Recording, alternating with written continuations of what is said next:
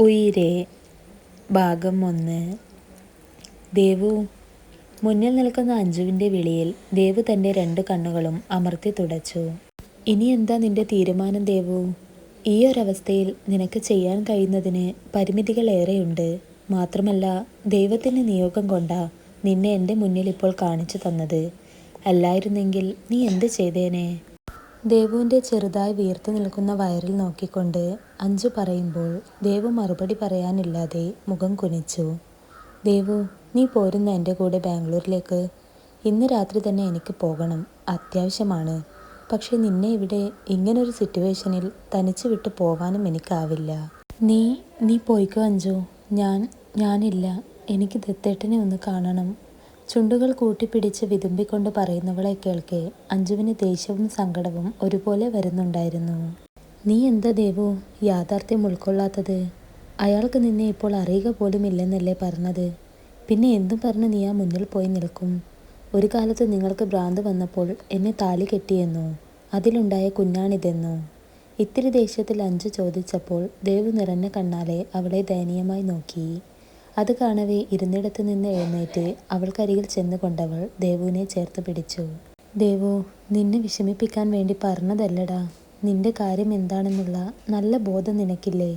ഇപ്പോൾ തന്നെ നോക്കിയേ, നീ ആർക്ക് വേണ്ടിയാണോ സൂര്യദത്തിൻ്റെ ജീവിതത്തിലേക്ക് കടന്നു ചെന്നത് അവർക്ക് പോലും നീ ഇപ്പോൾ ഒരു ഭാരമായി തീർന്നില്ലേ? നിന്റെ അനിയത്തിക്കും അമ്മയ്ക്കും എന്നും വലുത് സ്വന്തം കാര്യം തന്നെയാണ്. അതിനിടയിൽ നിന്നെ കൊണ്ടുള്ള ഉപകാരം വെറും പണം മാത്രവും. ഇതൊക്കെ നിന്നോട് ഞാൻ ആദ്യമേ പറഞ്ഞു തന്നിരുന്നതല്ലേ? അഞ്ജുവിൻ്റെ ചോദ്യത്തിനൊന്നും ദേവുവിൻ്റെ പക്കൽ മറുപടിയില്ലായിരുന്നു. അവൾ പറഞ്ഞതൊക്കെ ശരിയായിരുന്നു. പക്ഷേ ദത്തേട്ടൻ, കഴിയോ തനിക്കിനി ആ മനുഷ്യനില്ലാതെ ജീവിക്കാൻ? എല്ലാത്തിനുമുപരി ഞങ്ങളുടെ പ്രണയത്തിൻ്റെ അടയാളമായ കുഞ്ഞും ഞാനും എന്തു ചെയ്യും ദൈവമേ? ഓർക്കവേ ഹൃദയം പൊടിയുന്നത് പോലെ അവൾക്ക് തോന്നി. ദേവു, നീ ഇങ്ങനെ കരഞ്ഞ് ഉള്ളിലുള്ള കുഞ്ഞിനൊന്നും വരുത്തേണ്ട. തൽക്കാലം നീ എൻ്റെ കൂടെ വാ. പതിയെ ഇവിടുത്തെ കാര്യങ്ങളെല്ലാം ഓക്കെ ആയാൽ നാട്ടിലേക്ക് വരുമല്ലോ, അതാണ് നല്ലത്. ഡോക്ടർ പറഞ്ഞത് നീയും കേട്ടതല്ലേ? ഇപ്പോൾ നിന്റെ ദത്തേട്ടനോട് കാര്യങ്ങളൊക്കെ അവതരിപ്പിച്ചാൽ പെട്ടെന്നുണ്ടാകുന്ന ഷോക്ക് വേറൊരു തരത്തിലായി തീരുമെന്ന്. അതുകൊണ്ടൊന്നും ആലോചിക്കാതെ നീ എൻ്റെ കൂടെ വാ, പ്ലീസ് ഡി. അഞ്ജു പിന്നെയും നിർബന്ധിച്ചപ്പോൾ മനസ്സില്ലാ മനസ്സോടെ ദേവു സമ്മതിച്ചു. അവളുടെ ശരീരം മാത്രമായിരുന്നു ഇവിടെ, മനസ്സ് ദത്തനൊപ്പമായിരുന്നു, അവൻ്റെ ഓർമ്മകളിലായിരുന്നു. 3 കൊല്ലങ്ങൾക്ക് ശേഷം. ഏട്ടാ. ബാൽക്കണിയിലെ ചെയറിലിരുന്ന് എന്തോ ഓർത്തുകൊണ്ടിരിക്കുന്നവനെ നോക്കി ജിത്തു പതിയെ വിളിച്ചു. അവൻ്റെ വിളിയിൽ സൂര്യ മെല്ലെ മുഖം ചരിച്ചുകൊണ്ട് ഗൗരവത്തിൽ അവനെ നോക്കി. എന്താ മനു? അച്ഛൻ വിളിച്ചിരുന്നു. ബാംഗ്ലൂരിലെ നമ്മുടെ കമ്പനിയിൽ തൽക്കാലം ഒന്ന് ഏട്ടനോട് കയറാമോ എന്ന് ചോദിച്ചു.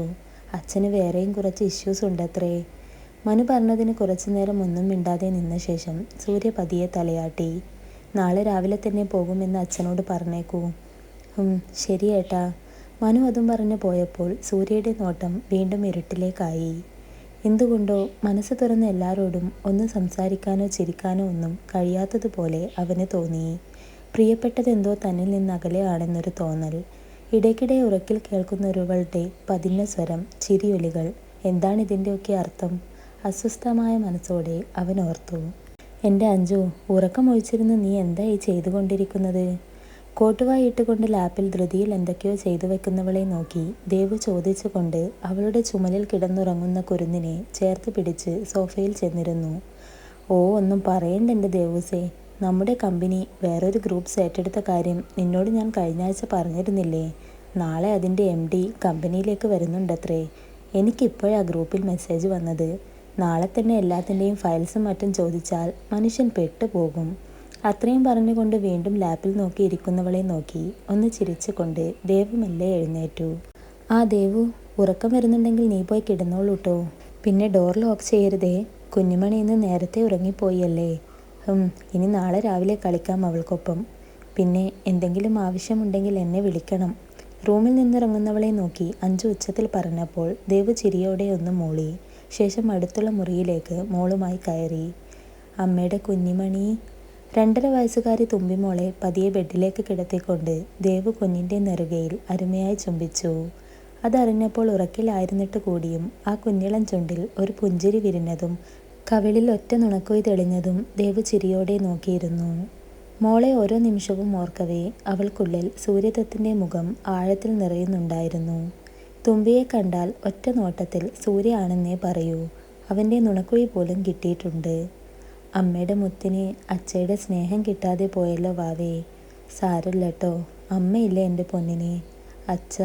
അച്ഛയ്ക്ക് നമ്മളെ ഓർമ്മയില്ലാത്തോണ്ടാ വാവേ. അല്ലെങ്കിൽ എന്നേ നമുക്കരികിൽ എത്തിയേനെ.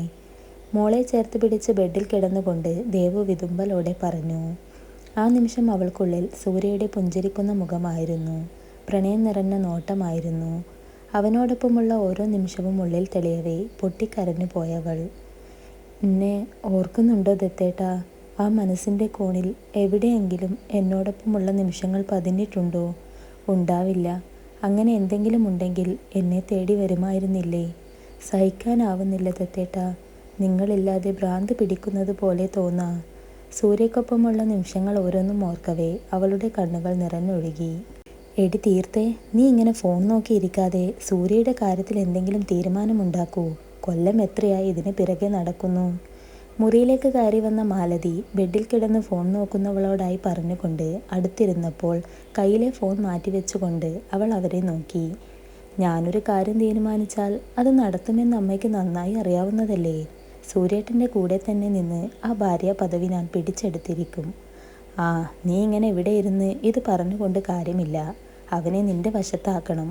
നീ അറിഞ്ഞോ, അവൻ നാളെ ബാംഗ്ലൂരിൽ പോവുകയാണെന്ന്. നിനക്കും എന്തെങ്കിലും പറഞ്ഞ് കൂടെ പോയിക്കൂടെ? അങ്ങനെ ആവുമ്പോൾ അടുത്തിടപഴകാൻ ഒരുപാട് അവസരമുണ്ടാവുമല്ലോ. കൗശലത്തോടെ മാലതി പറഞ്ഞപ്പോൾ തീർത്ത അവരെ നോക്കി ചിരിച്ചു. ഞാനിപ്പോൾ പോയി പറഞ്ഞാലും നാളെ സൂര്യേട്ടൻ്റെ കൂടെ പോവാൻ പറ്റില്ല അമ്മ. ആദ്യമുള്ളതിനേക്കാൾ ഗൗരവമാണ് ഇപ്പോൾ ആൾക്ക്. പിന്നെ ബാംഗ്ലൂരിൽ ഞാൻ പോകില്ല എന്നല്ല. ആദ്യം അവർ പോയി അവിടെ ഒന്ന് സെറ്റാവട്ടെ. അത് കഴിഞ്ഞ് പതിയെ ഞാൻ അങ്ങെത്തിക്കോളാം. വല്ലാത്തൊരു ചിരിയോടെ തീർത്ത പറയുമ്പോൾ മാലതിയിലും ആ ചിരി പടർന്നു. സൂര്യയെ നേടാനായി അവർ ഓരോ കരുക്കൾ നീക്കുമ്പോൾ അവരറിഞ്ഞിരുന്നില്ല. അറിയാതെയാണേലും അവൻ എന്നോ മറ്റൊരുവൾക്ക് സ്വന്തമായതാണെന്ന്. അവനിൽ ഇന്നും അവളിലെ ഓർമ്മകളുടെ അവശേഷിപ്പുണ്ടെന്ന്.